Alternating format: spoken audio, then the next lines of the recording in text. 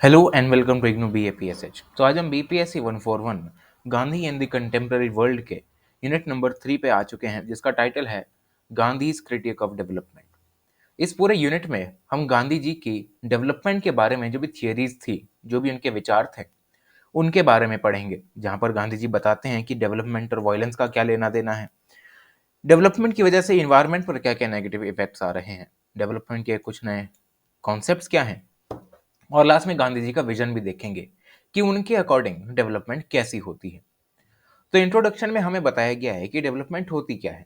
Development एक ऐसा process है जहां पर ग्रोथ क्रिएट की जाती है कुछ पॉजिटिव चेंज लाने के लिए सोसाइटी में, जिसमें कि कुछ फिजिकल, इकोनॉमिक, इन्वायरमेंटल, सोशल और डेमोग्राफिक कंपोनेंट्स का यूज किया जाता है। अब बात आती है कि हमें डेवलपमेंट चाहिए क्यों। डेवलपमेंट हमें इसलिए चाहिए ताकि हमारी क्वालिटी ऑफ लाइफ बेहतर बन सके, और जो लोकल रीजनल इनकम है या जो एम्प्लॉयमेंट अपॉर्चुनिटीज़ हैं, वो ज़्यादा से ज़्यादा हम एक्सपैंड कर सकें without damaging the resources of environment.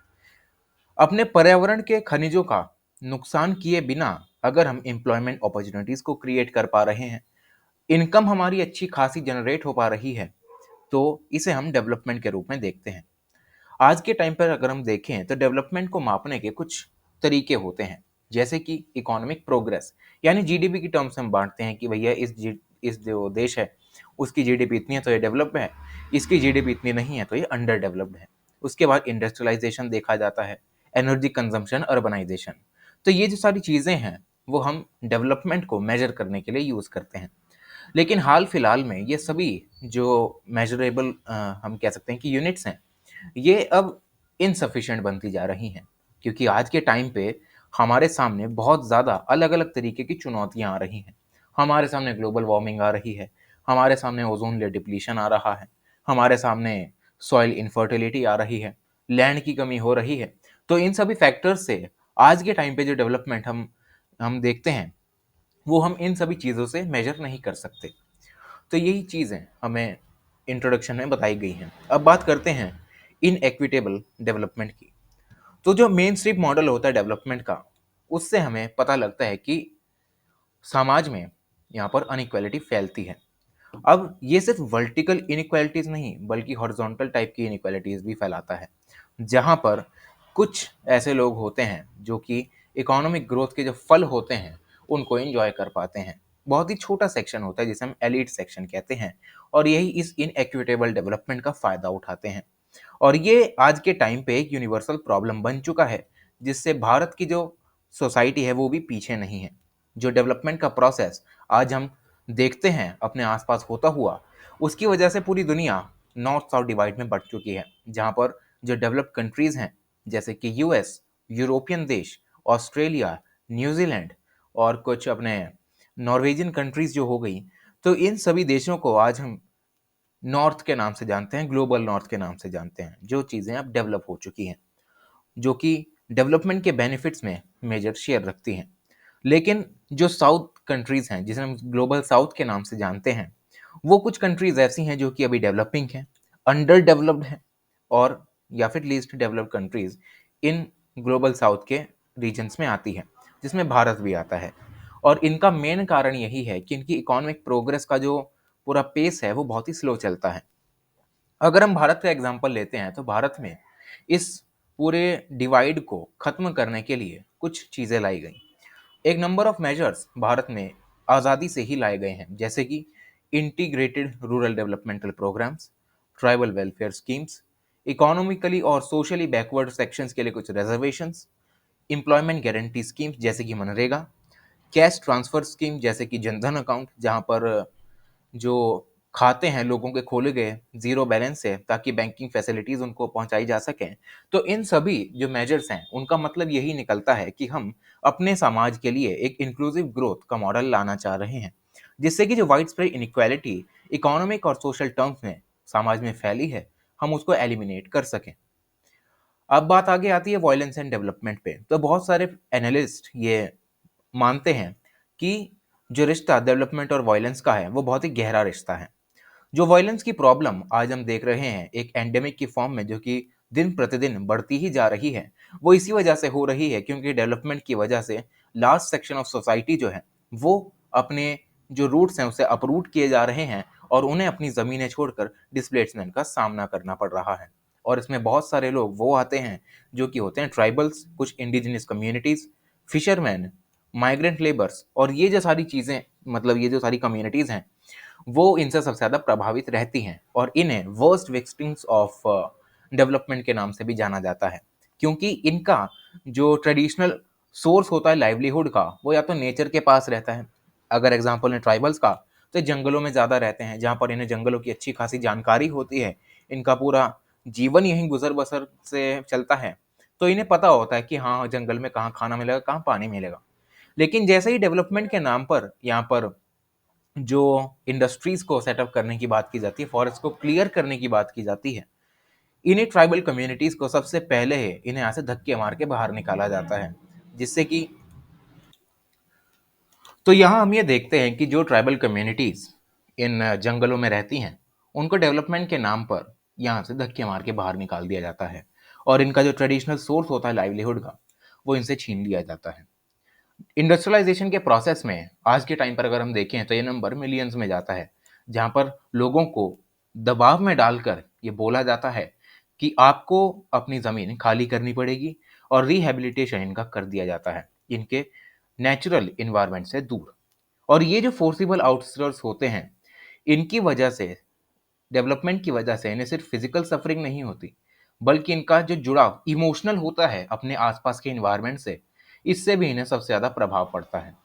बहुत सारे जो ग्रुप्स होते हैं, वो एक्सट्रीम सफरिंग और हेल्पलेसनेस की वजह से वायलेंस को अपना आखिरी, हम ये कह सकते हैं कि अपना आखिरी हथियार मानते हैं कि अगर हम वायलेंस नहीं करेंगे तो हमारा कुछ नहीं होने वाला। तो इसी से एक नेवर एंडिंग साइकिल शुरू होती है। जैसे जैसे डेवलपमेंट बढ़ता है, वैसे वैसे वायलेंस बढ़ती है। रैपिड फेज ऑफ अर्बनाइजेशन की वजह से, फोर्सिबल एक्विजिशन ऑफ लैंड की वजह से, जो कि mining, construction of big dams और हाइड्रो इलेक्ट्रिक प्रोजेक्ट्स के लिए ली जाती हैं, इससे जो डिस्प्लेसमेंट है मोस्ट ऑफ द सोसाइटीज़ का, वो बहुत ही बड़े पेस से होता है और इससे वायलेंस भी उतनी ज़्यादा हो जाती है। एग्जाम्पल के रूप में अगर हम देखें भारत का, तो भारत में नक्सल और जो माओवादी लोग हैं, वो यहाँ पर दंगे ज़्यादा करते हैं। जैसे कि अभी छत्तीसगढ़ से खबर पिछले दिनों आई थी कि 30 नक्सली मारे गए हैं। तो ये सब इन्हीं वजह से होता है कि क्योंकि इनका जो, हम ये कह सकते हैं कि इनका जो लाइवलीहुड है, वो इन्हीं जंगलों में होता है। और माइनिंग हम देख सकते हैं कि बीपीएससी 143 में भी हमने पढ़ा था कि झारखंड और छत्तीसगढ़ वाला पार्ट जो है, वो खनिजों से भरपूर है। तो इन्हीं खनिजों के पास ये जो लोग हैं वो रहते हैं और अपना गुजर बसर चलाते हैं। और माइनिंग जब यहाँ पर होती है इलीगल तरीके से, तो इनके रिसोर्सेज का हनन किया जाता है और अपने रिसोर्सेज की रक्षा करने के लिए ये लोग हथियार उठाने लगते हैं। तो ये एग्जाम्पल्स हैं कुछ इस तरीके से कि कैसे डेवलपमेंट जो है, एक जगह पर तो कुछ खुशियां लाती है, वहीं दूसरी जगह यहाँ पर खून खराबा भी देखने को मिलता है। अब बात आती है डेवलपमेंट डिस्ट्रॉइंग इन्वायरमेंट की। तो इन इक्विटेबल डेवलपमेंट और ग्रोइंग वायलेंस से जो प्रेजेंट डेवलपमेंटल पैटर्न्स हैं, वो धीरे धीरे चेंज होते जा रहे हैं और इन चेंजेस की वजह से इन्वायरमेंटल इम्बैलेंसेस भी बढ़ते जा रहे हैं, जो कि ह्यूमन सोसाइटी के एग्जिस्टेंस के लिए बहुत बड़ा थ्रेट बने हुए हैं।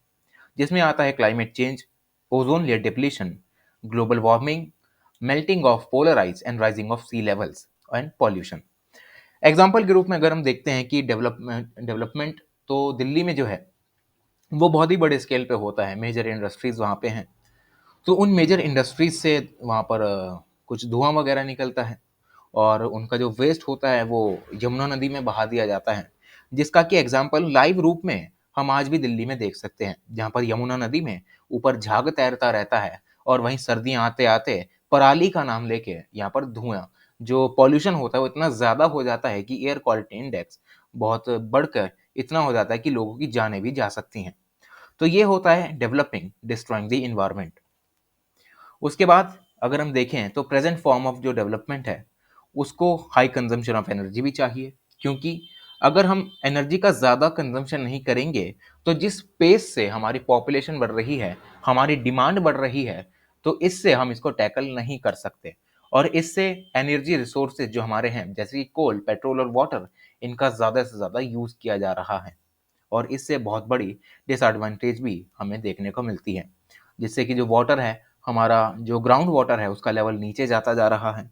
पेट्रोल भी कुछ ऐसा हम कह सकते हैं कि परमानेंट सॉल्यूशन नहीं है, ये भी एक ना एक दिन खत्म हो जाने वाला है।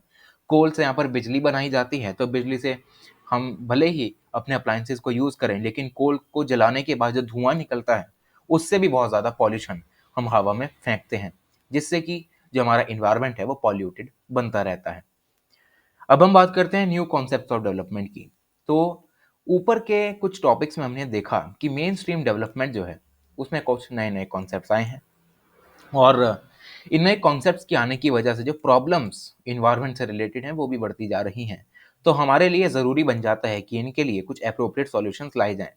तो इसकी शुरुआत होती है साल 1972 से, जब भूटान के चौथे राजा जिग्मे सिंगे वांगचुक जो हैं वो एक नया तरीका निकालते हैं कि अगर हमें किसी देश की डेवलपमेंट को नापना है, तो हमें सिर्फ जीडीपी से नहीं नापना, बल्कि ग्रॉस नेशनल हैप्पीनेस से नापना है, ताकि हम ये देख सकें कि भले ही जीडीपी किसी देश का बहुत ही ज़्यादा हो, लेकिन असल में डेवलपमेंट तब पता चलेगी जब हम ये देखेंगे कि वहाँ के लोग कितने खुश हैं अपने डेवलपमेंट से।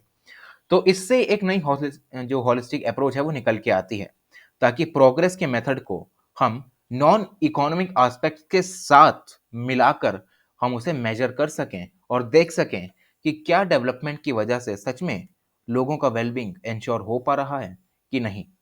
तो ये जो नई अप्रोच जिग्मे सिंघवे वांगचुक, भूटान के जो चौथे राजा हैं, वो 1972 में निकालते हैं, तो पॉपुलर डिस्कोर्स में बहुत ज़्यादा फेमस बनती है।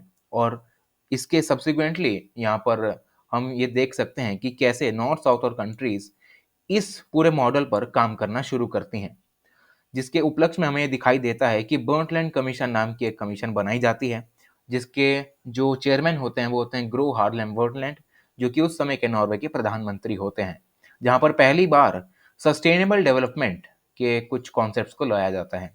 इसमें दो की एस्पेक्ट्स होते हैं। पहला एस्पेक्ट ये होता है कि हमें एक नीड को सबसे पहले जानना चाहिए कि कितनी एसेंशियल नीड्स हैं। ठीक है, कि जो हमारे अमीर देश हैं वो तो अपनी नीड्स को आराम से फुलफिल कर सकते हैं, लेकिन गरीब देशों का क्या। तो इसमें गरीब देश जो हैं उनको प्रायोरिटी दी जाती है कि हमें ये देखना है कि गरीब देश जो हैं उनकी नीड कैसी है, और उनकी नीड्स को सबसे पहले हमें केटर करना चाहिए, बाद में अमीर, क्योंकि वो आराम से कर सकते हैं। दूसरा एस्पेक्ट ये कि हमें यहाँ पर जो हमारी टेक्नोलॉजिकल एडवांसमेंट हो रही हैं, इन्वायरमेंट की जो एबिलिटी है, उसको हमें ध्यान में रखते हुए अपने रिसोर्सेज के एक्सप्लॉयटेशन पर कुछ लिमिटेशन लगानी चाहिए, क्योंकि ये जो इन्वायरमेंट की एबिलिटी है हमारे रिसोर्सेज को रिप्लेनिश करने की, वो इतनी धीरे है कि जितना हम उसे एक्सप्लॉइट कर रहे हैं उतना जल्दी वो उसे रिप्लेनिश नहीं कर पा रहा है। तो इससे बचने के लिए हम ये सारी चीज़ों को यहाँ पर इम्प्लीमेंट कर सकते हैं, अपने टेक्नोलॉजिकल एडवांसमेंट पर लिमिटेशन लगा सकते हैं, ताकि इन्वायरमेंट इतना सस्टेन्ड रहे कि आगे आने वाली फ्यूचर नीड्स के लिए वो उसकी एबिलिटी हो कि वो रिसोर्सेज को रिप्लेनिश कर सके। ये होता है नया कॉन्सेप्ट ऑफ डेवलपमेंट। अब हम बात करते हैं Gandhi's vision and critic of development की। तो गांधी जी के डेवलपमेंट मॉडल की अगर हम बात करते हैं, तो गांधी जी की जो लाइफस्टाइल थी वो बहुत ज़्यादा सिंपल थी। सेल्फ सफिशिएंसी पर सबसे ज़्यादा गांधी जी यहाँ पर जोर दिया करते थे। एग्जाम्पल के रूप में अगर हम देखें, तो पिछले कुछ यूनिट्स में हमने ये पढ़ा है कि गांधी जी खादी पर जो थे वो सबसे ज़्यादा जोर दिया करते थे कि हमें ब्रिटिशर्स द्वारा बनाए गए मशीनी कपड़े नहीं पहनने, हमें खुद अपने कपड़े बनाने हैं। हम चरखा घुमाएंगे, कपड़ा बनाएंगे और खादी को अपने ऊपर ओढ़ेंगे, और उसे ही पहनकर हम यहाँ पर जो है अपने आप को जो सेल्फ सफिशिएंसी है उसको अटेन कर सकते हैं।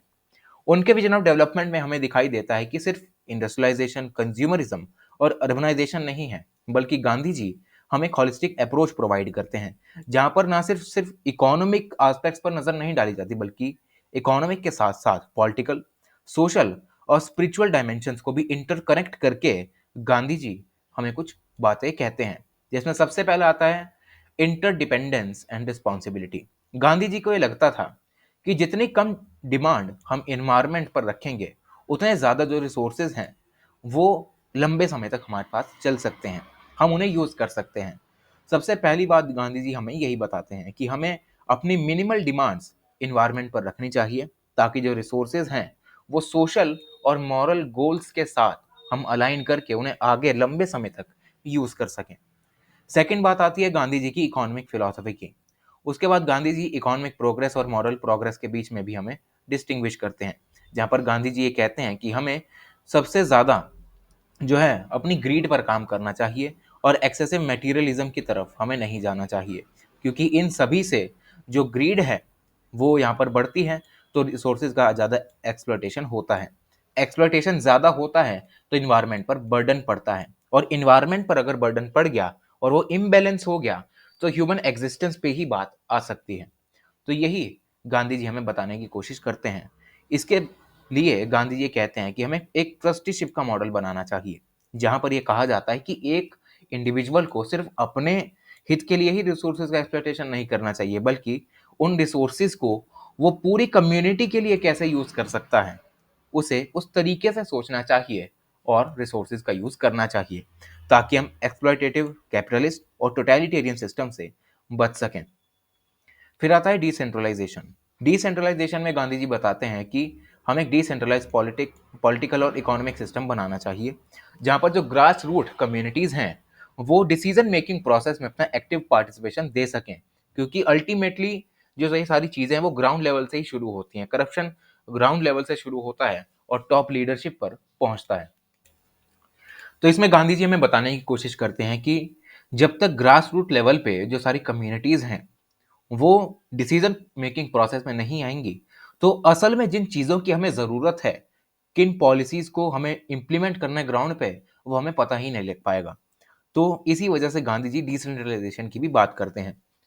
फिर बात आती है एथिकल लेबर की। एथिकल लेबर में गांधी जी एक कॉन्सेप्ट देते हैं जिसका नाम है bread labour concept. Bread labour concept में गांधी जी ये बताते हैं कि जो भी सोसाइटी में हायरार्की बनी हुई है वो यहाँ पर खत्म हो सकती है और इक्वालिटी और कम्युनिटी स्पिरिट डेवलप हो सकती है। इनका जो प्रिंसिपल है, इसका मतलब ये है कि जो भी इंसान जो है वो काम करना चाहता है वो काम करे और अपने लाइवलीहुड को खुद ही अर्न करे, ना कि किसी के ऊपर डिपेंडेंट होके अपने फिजिकल वर्क से वो यहाँ पर अपने लाइवलीहुड को चला सकता है, regardless of their social status. क्योंकि अगर हम बात करें डेवलपमेंट की, तो डेवलपमेंट प्रोसेस में जो सोशल स्टेटस है वो बहुत ज़्यादा देखा जाता है। एग्जाम्पल के रूप में अगर कोई अमीर है तो उसे आसानी से यहाँ पर डिसीजन मेकिंग प्रोसेस में भी इंक्लूड कर लिया जाता है, वो पॉलिसी को एग्जीक्यूट भी करता है, और डेवलपमेंट का जो सारा हम कह सकते हैं कि पैसा या फ़ायदा होता है वो उन्हें पहुंचता है। क्योंकि वो अमीर हैं, उनका सोशल स्टेटस बड़ा है सोसाइटी में, तो उन्हें सबसे ज़्यादा यहाँ पर प्रिविलेजेस भी मिलती हैं। लेकिन जो लोग सोशल स्टेटस में इतने अच्छे नहीं हैं, उनका क्या? इसी से यहाँ पर प्रभावित होकर Gandhi ji bread labour concept का यूज करते हैं, जहाँ पर गांधी जी कहते हैं कि हर किसी को अपने फिजिकल वर्क से लाइवलीहुड को कमाना चाहिए, अपने सोशल स्टेटस को रिगार्ड दिए बिना, ताकि इससे जो डिग्निटी ऑफ वर्क है वो फॉस्टर हो सकती है और सोसाइटी में एक सेंस ऑफ इक्वालिटी भी आ सकती है। तो इन सारे आइडिया से हम ये देख सकते हैं कि गांधी जी हम बताने की कोशिश कर रहे हैं कि हमें सेल्फ रिलायंट बनने की कोशिश करनी चाहिए, आत्मनिर्भर बनने की कोशिश करनी चाहिए, ताकि एक हार्मोनियस सोसाइटी बन सके जहाँ पर हर एक इंडिविजुअल सबके कॉमन गुड के लिए कॉन्ट्रीब्यूशन दे सके। फिर लास्ट में आता है हमारे पास सोशल हार्मनी का कॉन्सेप्ट। सोशल हार्मनी में गांधी जी कहते हैं कि डेवलपमेंट एक इंक्लूसिव प्रोसेस है और सेंटर होना चाहिए सर्वधर्म संभव पे। मतलब हमें रिलीजन को यहाँ पर ध्यान में रखते हुए कभी भी डेवलपमेंट नहीं करनी चाहिए। हर किसी धर्म, हर किसी सोशल स्टेटस, हर किसी हम ये कह सकते हैं कि जेंडर को हमें डेवलपमेंटल प्रोसेस में लाना चाहिए, ताकि म्यूचुअल रिस्पेक्ट डाइवर्स ग्रुप्स के बीच में हम फॉस्टर कर सकें और एक एकता जैसी जो भावना है वो लोगों में पैदा हो सके। तो इस क्रिटिक के जरिए जो गांधी जी हैं वो एक ऐसे डेवलपमेंटल मॉडल की बात करते हैं जहां पर ह्यूमन नीड्स और इन्वायरमेंटल सस्टेनेबिलिटी के बीच में बैलेंस बनाने की बात की जाती है, जहां स्पिरिचुअल और सोशल वेलबींग के बारे में बात की जाती है उसके कोर में।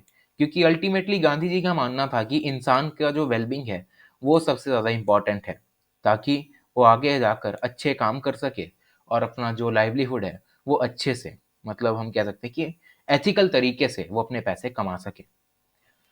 ये है पूरा हमारा unit. Thank you so much.